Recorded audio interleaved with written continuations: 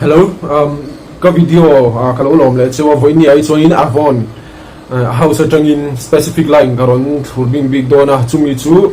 attraction line how khani ya tuna hen attraction for him, attraction for her, attraction rust for him, the attraction rust for her oma apali chon India lama kan lei theya lo chop chua to te chu an nia chuanin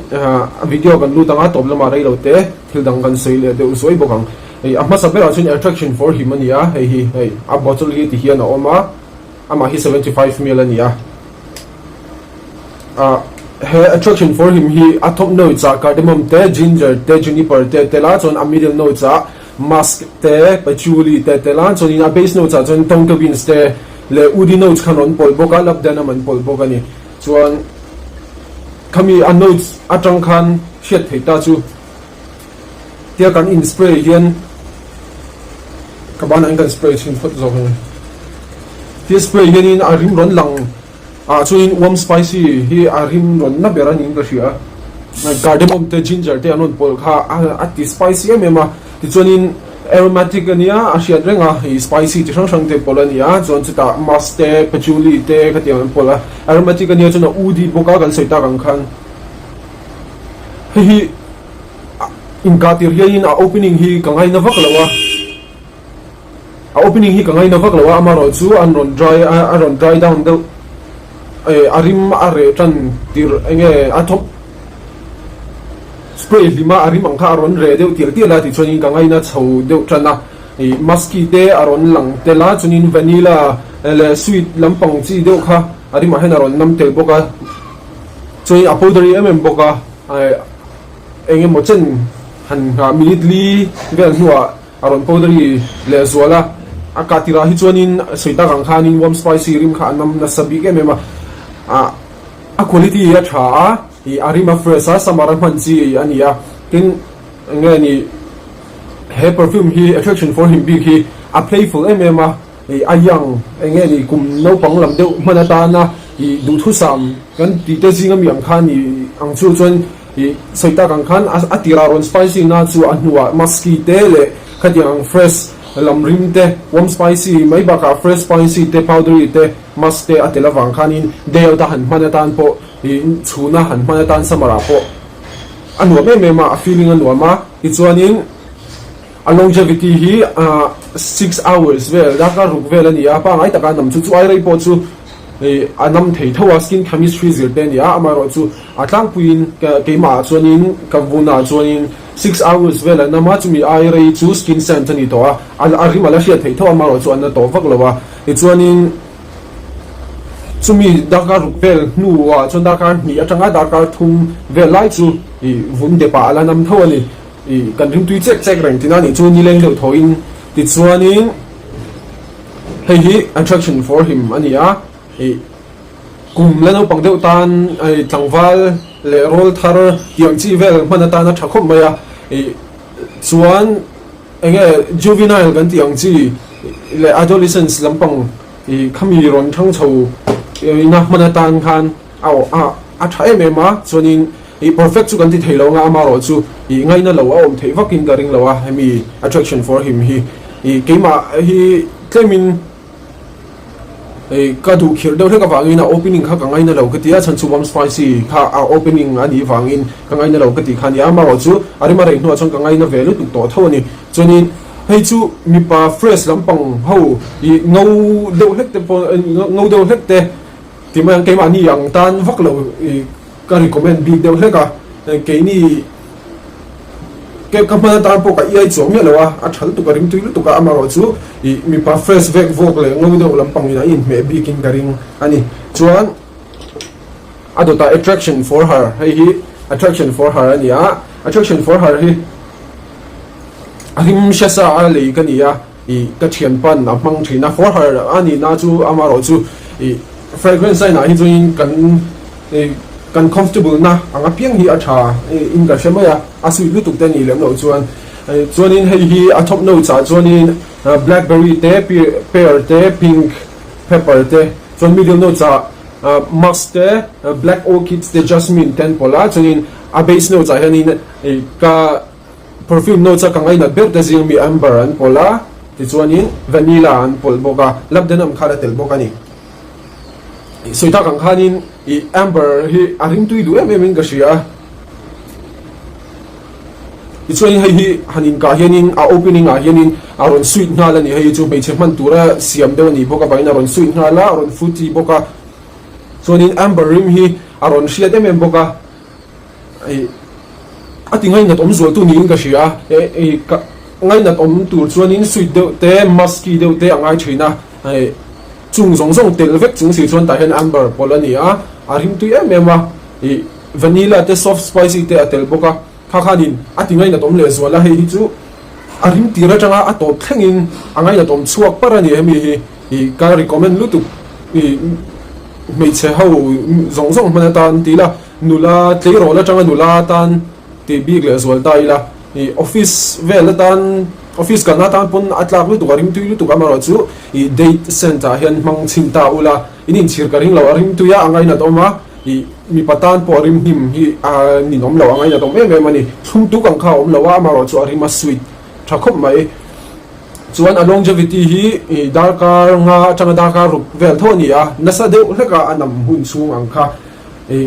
sumi ba ka chuan in darkar som pani chuang te po thom hnuwa chuan anam thei ani a nam ri em ma chuan in a complex deu hlek boka ni china hemi attraction for him a hian hi a complex deu hleka arim po arim tui zo da ya ke ma chuan in a projection hi a thakop maya fit ni bial chung vel hi chu a project theya fin ni fit thum vel an yang chu chuan in hemi soifiana chuan a seductive attraction for her hi a seductive a sexy ma date frequency ta na du thu sama ni a chuan in enge ama kan so yang thau khan active yang ti vel te song kha a pho chuak tel ani hi chuan in soita kang khan mi chheman mani se fragrance ai chuan kan du thu samang tak kan nam hian kan confit thina chu hei arim tu ye mema attraction line a chuan hei tuna india rama leithe oma chuan arim tu ber ri in ka sia chuan in adol la kan khaila attraction rush for him hei attraction rush for him hi aming ang deu tak hei attraction rush ti khana in mema a uk deu khui maya chuan in a bottle hi chulang ai lenga a thom no cha hianin ta hen mandarin orange an pola green apple an pola chuan lime an pola lavender an pol boka blue floral lampang te por an del noi do nei chumi pahman mani se ti chuan in a middle no cha hen cardamom an pola ti chuan bergamot an pol le boka a middle no cha ti chuan in base no cha hianin amber an pola patchouli an pola musk an pol boka amber anon pol le a kalome me ma hi aring tui ka tilu tuka attraction rush for him hi kan nei na rei to a ka soi song le mai heng zong hi kan nei na kan thian pa avon ti ruat fe la ne na tanga kan lei ve kan ya anin tom te in aman lei thei na ai ba ka tom zelin min pe a kalo me ma kan ron soi nga ni sela ti chuan hem ya hen lu le tai la spell lim yan nam chu ta hian citrus rimaron nama ti chuanin citrus a po han chi sang non pola wang han mandarin orange te green apple te po citrus lam pol thonia ti chuan bergamot te non pol boka ta han a citrus ring po hi chu tiangin ava define chian thei vio lawa amar chu rim tu yem ma ti chuanin amber rim na sa warm spicy na sa cardamom te khami rim te aromatic ania chiang renga ti chuanin annuwa hetia skina an settle deu hlan hnuai hianin musky chawa chuan soft spicy rim te ron nama arima pa emema arong po hi apa emema arima pa boka summer ram pana tan po ni nom lo winter po du thu sam hei all year around ania du huna summer emo winter emo fall emo khatiang ang spring apo eng ti khuna po man ka recommend na chuanin hei hi ama attraction for him lawang deu lekhan hei chu a classica arim hi a playful view lawa a young lem lawa mature man kan tiang chi tetan le office kal lai tetan te pon yam chu le mi pa enge ring tok ve tak mature ve tatan date center po a thai me ma arim tu ya arim shim le ama hen confident hi apho chu view in ka sia hi chu ni sela arim tu ya eng ti khuna po man thei zana emo chuna emo summer winter fall spring eng ti khuna po man thei ani kha ti chuanin adopt le a attraction rush for her ania attraction rush for her hi hey attraction rush for him ang de thoin a wen u khaya ma ro chu au na lo de hleka chuan attraction rush for her hi top notes a peach tela peach chuan wild strawberry tela pink grapefruit tel boka middle notes a violet ania rose ania jasmine tela base notes a dark chocolate ania amber ania sandalwood an pol boka ni hei arim tui le khop maya spray fi maron nam hal hi citrus le maron nama amaro chu aron powdery ngala ni hei chu atira tangin powdery rim kharon nama chun amber rim anasa a ta hian atirim tu em boking ka sia chuanin chocolate rim te warm spicy ni china kan soyang ho hei ho hi a in lat lu tu hlom lo ani warm spicy te fresh spicy te nam tel veka amaro chu ta hianin fruity rim de lek rim thuma po fruity sweet ang chi kha tela rose rim tlem a sia thei boka chuanin arim tui ani tok mai hei bo hi an soi thiam thei dan tur chuanin Gucci Flora kha kan sia nga khami ne khana rim hi ai nang chep pa in an lo na lai eng chu ama ro chu Gucci Flora ne khanin enge huang khata da the ni chu arim aron pek chu dan te arim om dan a thum hei hi ama ro chu tlemin a thum Gucci kha tlemin a thum zok dewa chuanin hei hi a sophisticated lo de zo ke mo ka ti ama ro chu hei hi sophisticated de thawnia chuanin mechia piki de utan po hei chu ngai nat lo thei ani bikin karing lo ani achan chu sweet lu tu kan tiang kha a om lawa hemi attraction for her sweet ang khana sweet lawa khami ras kan tiang chi rim deu lampang ang kha atel dewa ti chunin hei a sensual la a creamy boka amber heta pol hi anasa deu hleka dang ai khan creamy amber khan creamy awanti creamy ma harin ti chunin a seductive boka atopa sandalwood an pol khanin udi rim tui de mayang kha aron a dry down na a base aron pula van a dry down rim kha rim tui lu to ga ni khang ho kha ania atlang pui thuin avon perfume ma hianin attraction line hi rim tui ba de zinga mi nin ka sia chi sang ka mang ching to avon perfume hi amaro chu attraction line hi avon perfume a chuanin tuna kan nei lai ho a phei chuanin a thaber te an ni in ka sia avon bika chuanin ranking han siam ver shim ta ila arim tui bera ka sia chu avon attraction for her hi arim tui bera a seductive a creamy a sexy boka chuan adota chuanin attraction was for him hi ke manen hi in baby rewing ka sia a uka ka hang ina in baby ti na lam ni lawin arim hi adaka addi pe mema ke manen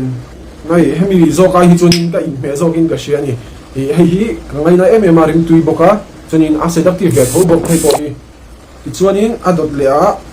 a pathum na chuanin attraction rush for her hi rim tui le boka soita kan khan amber creamy kha adnasa kha khana ti rim tui ma chu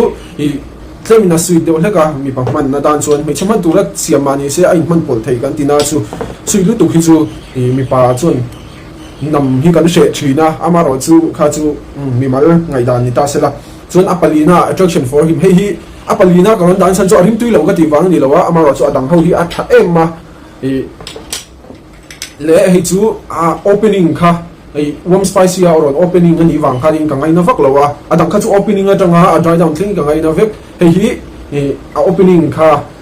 warm spicy kha aron na sadeu leka wa in ka mintingai na lo deu leka amaro chu a dry down chu rim tui takani heng ho den hianin a DNA ai ang veka a dry down chu ani vai na rim tui vek to ba kha voinia ka video ron ti thei chu ni sela I video dot la kain mule donia milo chang ula di chuanin I good news pakhat attraction hianin khalea I line an mani line attraction hianin a thar I bur ni anon ti chuak le dona chu attraction